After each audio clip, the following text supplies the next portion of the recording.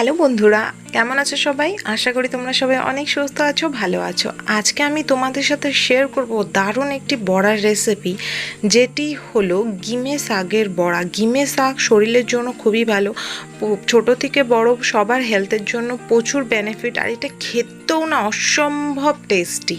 তো আসো রেসিপিটি দেখিয়ে নিই। গিমে শাক এক মুঠোই দোকানে 10 টাকা মানে বাজারে পাওয়া যায়।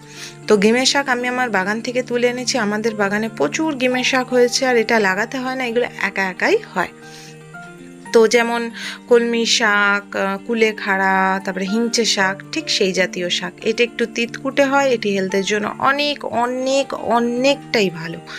তো চলো এবার ফটাফট করে আমরা গিয়ে এই গিমের শাকটাকে বেছে নেব, ছেঁচে ছেঁচে নিয়ে নেব। মানে শক্ত যে নিচের পাটটি সেটি ফেলে ওপরে নরম যে ডাঁটাটা তার সাথে পাতাগুলো আমরা কালেক্ট করে নেব, ভালোভাবে ধুয়ে ফ্রেশ করে নিয়ে নেব।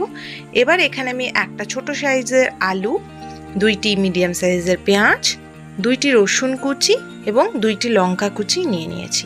তার মধ্যে শাকটাও ধুয়ে নিয়ে নিয়েছি, 1 মুঠো শাক, এবং এর মধ্যে পরিমাণ মতো নুন এবং পরিমাণ মতো হলুদ দেব। হলুদটা ওই 1/2 চামচ মতো, নুনটা পরিমাণ মতো অবশ্যই দেবেন টেস্ট ওয়াইজ।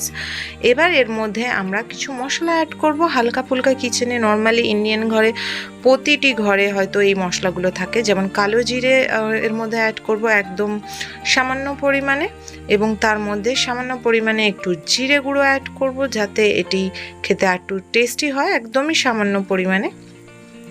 মানে যদি বলেন তাহলে একদম 1 চামচ যে হয় তার 4 ভাগ করলে যেটুকুনি হয় ঠিক সেই রকম আমাদের নিয়ে নিতে হবে। ব্যাস, এটা ভালো করে আমি মাখিয়ে নিচ্ছি। এবার এর মধ্যে আমি দেব বেসন। তা বেসন দিয়ে দেবো। বেসন এখানে বেসনের পরিমাণ আমার এখানে 8 চামচ বেসন লেগেছে, আর ইজিলি এটা খুব সুন্দর একটা বড়ার ডো রেডি হয়ে গেছে। তো আমি বেসন দিয়ে দেবো, আর বেসন দিয়ে প্রথমে আমি অল্প বেসন দিয়েছি, তারপর ভালো করে মেখেছি, মানে 6 চামচ বেসন দিয়েছে, আরও পরে আমার 2-3 চামচ বেসন লেগে গিয়েছে, কারণ আমি সঙ্গে সঙ্গে শাকটা ধুয়ে সঙ্গে সঙ্গে গিয়ে বড়ার জন্য রেডি করছি। তো ভিজে থাকার কারণে বেসনটা আর একটু লেগেছে।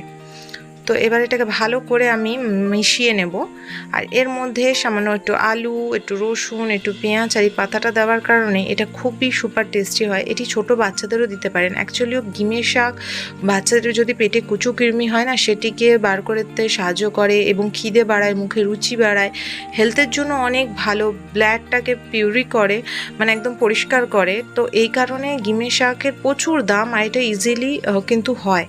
তো এবার এখান থেকে আমরা গিমের শাক নিয়ে ঠিক এইভাবে যদি বড়া বানিয়ে ফ্যামিলিকে খাওয়াই, তারা কিন্তু খুব সুন্দরভাবে খাবে। বড়রা তো জানে হেলথ বেনিফিট আছে, তাই বড়রা তরকারিটাও খেয়ে নেবে। মানে গিমের শাকের যে চচ্চড়ির রেসিপি সেটাও আমার চ্যানেলে আছে, তোমরা অনেকেই পছন্দ করেছো, চাইলে তোমরাও গিয়ে দেখতে পারো, এবং যারা দেখেনি আর কি। আর যারা দেখেছো তারা এই গিমের শাকের বড়া রেসিপিটাও দেখে রাখো। যদি ছোট ছোট বাচ্চা, তাদের তো আর বেগুন আলু টালু দিয়ে চচ্চড়ি খাওয়ানো যায় না, তাদেরকে এইভাবে বড়া করে যদি মুড়ির সাথে, দরকার নেই ভাতের সাথে, মুড়ির সাথে বা শুধু হাতে ধরিয়ে দেন হালকা হালকা গরম, তারা কিন্তু একদম খুশিতে খেয়ে নেবে। তো আমি সেম প্রসেস তাই করছি। তো এখানে আমি নিয়ে নিয়েছি তেল। সাদা তেলটাকে গরম করার পর হাই ফ্লেমে গরম করে গ্যাসের ফ্লেমটা লো টু মিডিয়াম রেখেছি। এবার আমি এখানে কড়ার মধ্যে বা প্যানের মধ্যে কটা বড়া আসবে সেই কটা বড়া দেব।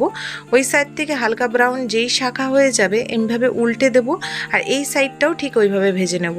এই সাইডটা যখন হালকা হালকা ব্রাউন হয়ে আসবে, তারপরে দুই সাইডে আবার একটু একটু করে উল্টে আর খুন্তি বা হাতার সাহায্যে একটু চেপে চেপে বড়াটা ভালোভাবে ভেজে নেব। এক্ষেত্রে আলু দেওয়া আছে, আলুটাও খুব ভালোভাবে সেদ্ধ হয়ে যাবে, কিন্তু যদি ফ্লেম হাই রাখেন ওপরটা লাল হয়ে যাবে, ভেতরে কিন্তু সেদ্ধ হবে না।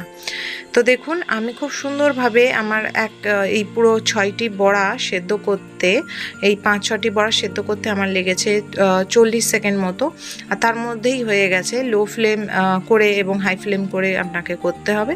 তারপরে বড়াগুলো তুলে সঙ্গে সঙ্গে পরিবেশন করুন, হালকা হালকা গরম গরম, খুবই ভালো লাগবে। আশা করি খুব ভালো লাগলো ভিডিওটি। লাইক, কমেন্ট এবং চ্যানেলটিকে অবশ্যই সাবস্ক্রাইব করে ও নোটিফিকেশন বেলকেও ক্লিক করে রাখবেন। দেখা হচ্ছে পরের ভিডিওতে।